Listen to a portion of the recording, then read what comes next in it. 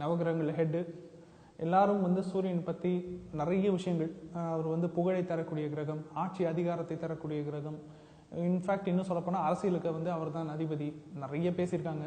அது அது நிறைய பேர் அதை பற்றி பேசிட்டாங்க. இப்போ நம்ம வந்து இங்கே மெயினாக பார்க்கக்கூடிய விஷயம் என்னென்னா, சூரியன் அப்படின்றவர் உண்மையிலே யார், சூரியன் அப்படின்றவர் வெளிப்படுத்தக்கூடிய விஷயம் என்ன, சூரியன் அப்படின்றவர் நம்மளுடைய ஜாதகத்தில் எந்தெந்த பாவத்தில் அமர்ந்திருந்தா அது சார்ந்து என்னென்ன பதிவுகள்லாம் நமக்கு இருக்கும், என்ன பிரச்சனைங்க, என்ன நல்லதுக்கு என்ன கெட்டது அப்படின்றத நம்ம இப்போ பார்ப்போம். இப்போது சூரியன் வந்து நம்மளுடைய லக்னத்திலிருந்து எந்த வீட்டுக்கு ஓனராக இருந்தாலும் சரி, சூரியன் எந்த பாவத்தில் அமர்ந்தாலும் சரி, அந்த பாவம் நம்மளை தேடி வரவே வராது, என்னைக்குமே வராது. எல்லாரும் என்ன சொல்லுவாங்கன்னா, சூரியன் தான் வந்து ஒளியை கொடுக்குறவர் அப்படின்னு சொல்லுவாங்க. அது உண்மைதான், சூரியன் வந்து ஒளியை கொடுக்குறவர். ஆனால் என்னைக்குமே ரிசல்ட் கொடுக்க மாட்டார். வெறும் இங்கே இருக்குதுன்னு காட்ட மட்டும்தான் செய்வார். அவர் எதையுமே கையில் கொண்டு வந்து கொடுக்க மாட்டார். அந்த பாவத்தை தேடி நாம தான் ஓடணும். சரிங்களா? இப்போ இது வந்து ஒரு கும்ப லக்ன ஜாதகம். சூரியனுக்கு சொந்தமான வீடு வந்து சிம்மம்.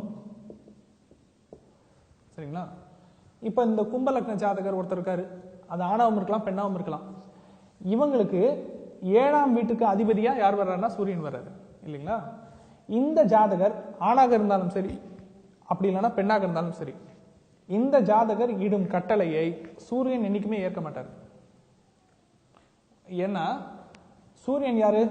ராஜா. ராஜா என்னைக்காச்சும் அடுத்தவங்க சொல்றதுக்கு வந்து கீழ்ப்படிவாரா? அவருக்கு வந்து என்ன சொல்றது, குனிஞ்சு நிமிந்து வேலை செய்யறது ராஜாவுக்கு ஆகாது. அவர் வந்து யாரு? முதலாளி. அவருக்கு உட்கார்ந்த இடத்துல வந்து அடுத்தவங்களை வேலை வாங்க தான் அவருடைய மனோபாவம். அவருடைய சூரியனுடைய மெயின் ஏரியாவே வந்து ஆளுமை திறன். ஏன்னா ஆள்றவன் சொன்னாதான் மற்றவங்க அடங்குவாங்க, வேற யார் சொன்னாலும் மற்றவங்க அடங்க மாட்டாங்க. இந்த ஜாதகர் பெண்ணாக இருந்தாலும் சரி ஆணாக இருந்தாலும் சரி, இவர் சொல்லக்கூடிய அந்த அடிமை வேலைகள் சொல்லுவாங்க இல்லையா, அடிமை வேலைகள் எதையுமே வந்து சிம்மம் வந்து ஏற்காது. பெண்ணா இருந்தாலும் ஏற்க மாட்டாங்க. இவர் கணவனா இருந்து சிம்ம மனைவியா இருந்தாலும், இவர் ஆணா இருந்து வரப்போறவங்க மனைவியா இருந்தாலும், இவர் செய்ய சொல்லக்கூடிய அடிமை வேலைகளை வந்து மனைவி செய்ய மாட்டாங்க.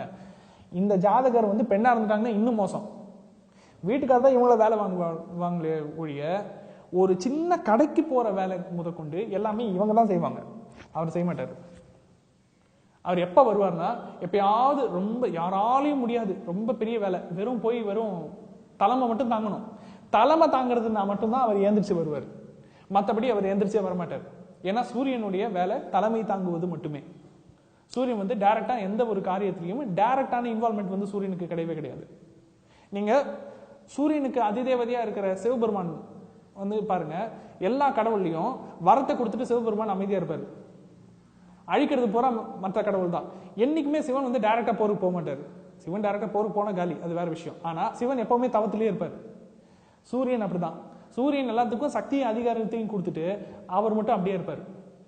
உனக்கு வேணுமா, நான் ஆர்டர் பண்றேன், வீட்டுக்கு வரும். உனக்கு வேணுமா, ஒரு வேலைக்காரங்களை வச்சுக்கோங்க. ஆனா நான் வந்து கீழ்ப்பணிஞ்சு வேலை செய்ய மாட்டேன்.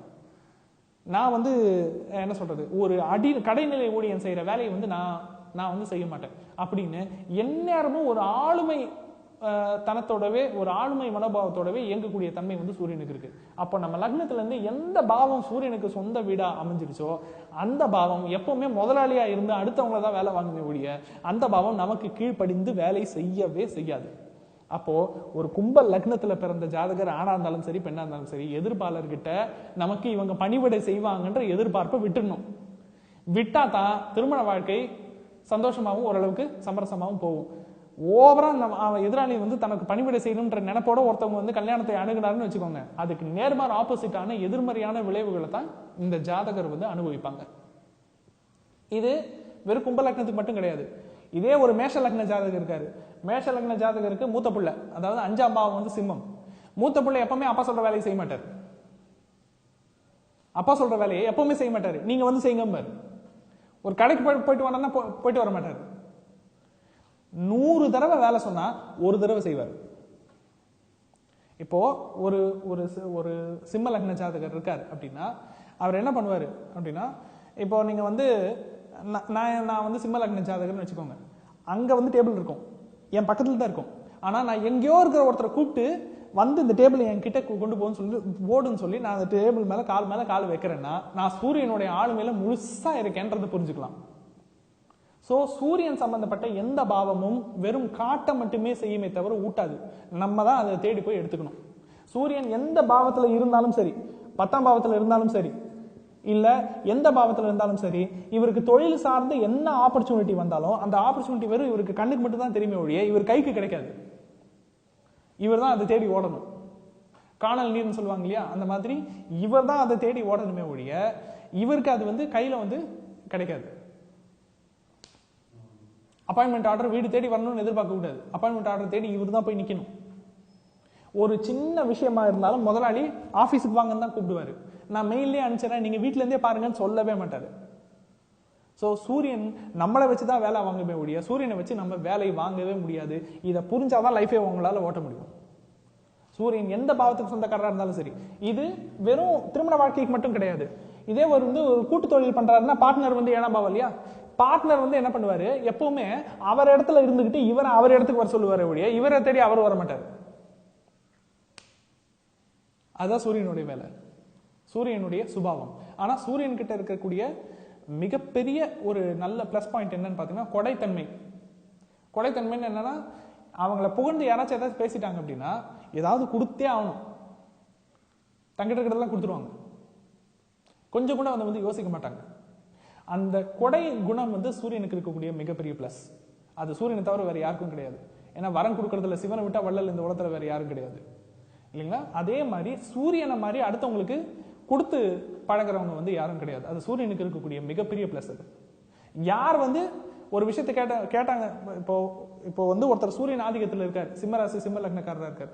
அவங்க வராங்க, வீட்டில் ஏதாச்சும் நிறைய ட்ரெஸ் வச்சிருக்காங்க, டிஷர்ட் வச்சிருக்காங்க, நல்லா இருக்கே அப்படின்னா எடுத்துக்கோ அப்படின்ட்டுருவாரு. ஏன்னா சூரியனோட ராஜானோட வேலை என்ன, யார் வந்தாலும் பொற்காசையும் விஷயத்தையும் அள்ளி கொடுக்கறது தான் ராஜாவோட வேலை. அதே மாதிரி அள்ளி கொடுத்து பழகக்கூடியவங்க அந்த சூரியனுடைய ஆதிக்கம் கொண்டவர்கள். இதுதான் சூரியன் நம்ம பாவத்தில் இருக்கக்கூடிய ரகசியம்.